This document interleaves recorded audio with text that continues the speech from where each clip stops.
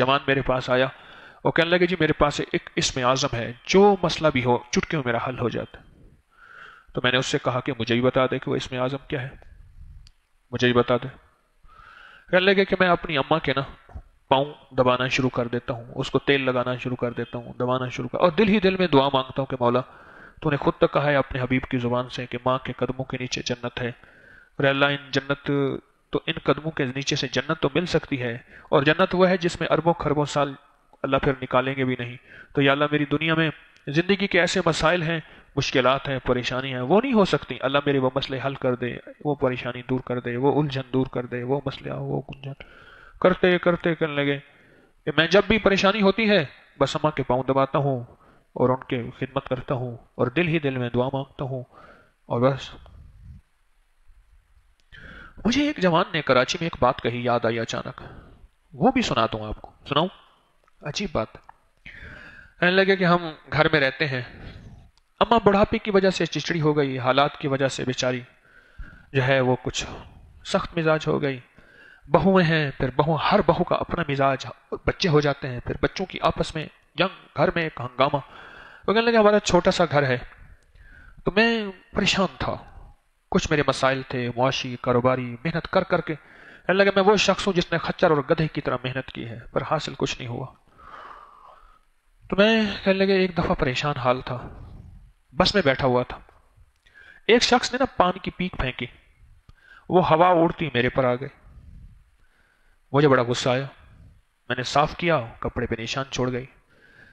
ایک صاحب نے مجھے پانی کی بوتل تھی وہ دی، میں نے دھوئی، ان صاحب کو پتہ چلا کہ یہ ان کے ساتھ یہ ہوا، کہنے لگے وہ آئے معافی مانگ لیں گے، معذرت کرنے لگے کہ میں نے جان بوجھ کے ایسے نہیں کیا۔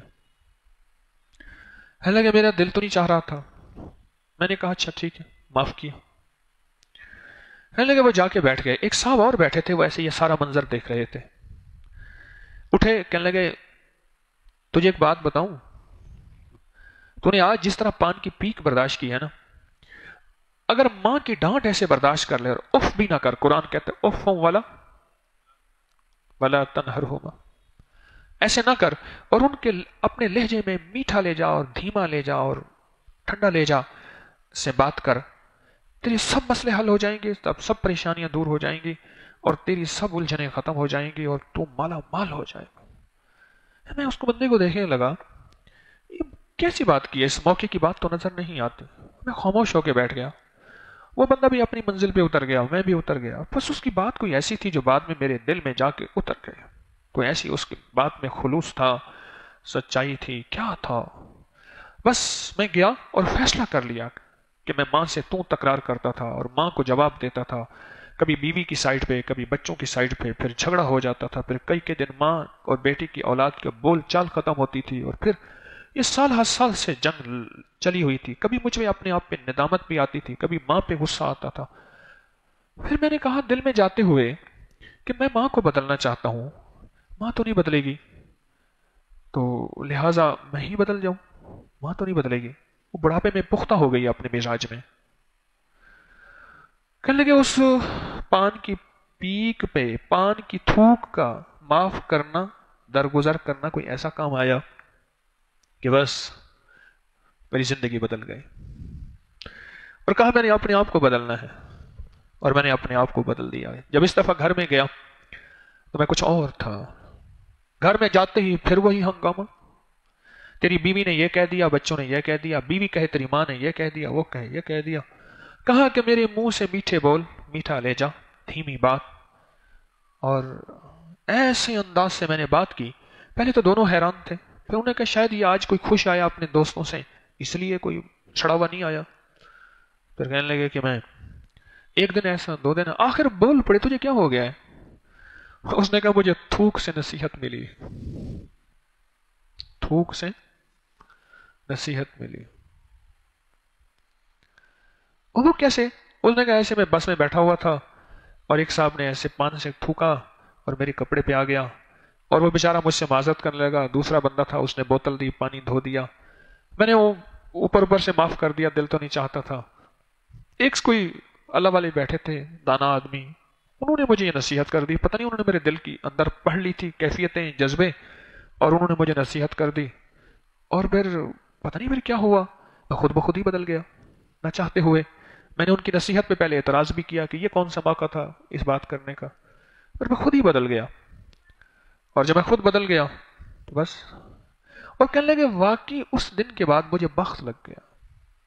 دولت، میرے مسائل حل ہوئے، میری مشکلیں دور ہوئیں، میری ناکامیاں ختم ہوئیں، میری الجھنیں. پھر میں نے اماں سے حال پوچھنا شروع کر دیا.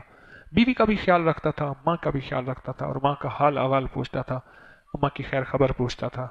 کرتے کرتے مجھے احساس ہوا کہ وہ کوئی خضر تھا، کوئی اللہ کا دوست تھا جس نے مجھے یہ نصیحت کر دی. کوئی اللہ کا دوست تھا. اور میرے دن رات بدلے بھی اس وقت جب میں نے اماں اور اپنی بیوی کے حالات اور بچوں کے حالات میں اپنے آپ کو ٹھنڈا کیا اور اماں کے ساتھ لہجہ، تو بڑی بات ہے کہ اپنے لہجے کو بالکل زیرو کر دیا، جبکہ میں بولنے کا ہیرو تھا. بالکل زیرو کر دیا. اور اماں کے سامنے میں بھیڑ کا بچہ بن گیا. بس پھر جو رب نے رنگ لگائے، دولت کا، رزق کا رنگ لگایا، عجب رنگ لگا. مجھے ایک دفعہ وہ فلیٹ میں لے گیا، سیڑھیاں چڑھتے چڑھتے میرے تو گھٹنے ختم ہو گئے. ایک تنگ و تاریک فلیٹ تھا، جگہ جگہ کے لیک تھا، کاکروچ تھے اس میں. فلیٹ میں لے گیا، کہنے لگا یہاں سے رنگ لگا ہے، یہاں اماں کے ساتھ رہتا تھا، اور آج ماشاءاللہ کراچی میں اس کا بہت بڑا گھر ہے. 500 گز کا گھر ہے، تقریباً 1 کنال کا. اور اماں کی اس کیفیت پہ بس جم گیا کہ اماں کے سامنے میں نے سخت نہیں بولنا، اماں کے سامنے میں نے نرم، بس بالکل ریشم کی طرح. اور بیوی کو بھی پیار دینا ہے، محبت دینی ہے، رسپیکٹ دینی ہے، اور اماں کو بھی. کام بن گیا اس کا. آج وہ بندہ ہے جو رزق و دولت میں ماشاءاللہ بہت آگے ہے، رب نے اس کو نوازا ہے. جو اماں کی دعائیں ساتھ ہوئی نا، پہلے اماں کا دل چیر دیتا تھا، دعائیں نہیں نکلتی تھی. اب سہ جاتا ہے، اماں اپنی بھڑاس نکال دیتی ہے، پھر اماں کا دل ٹھنڈا ہوتا ہے، اماں بیٹھ کے دعائیں مانگتی ہے، کام بن جاتا ہے.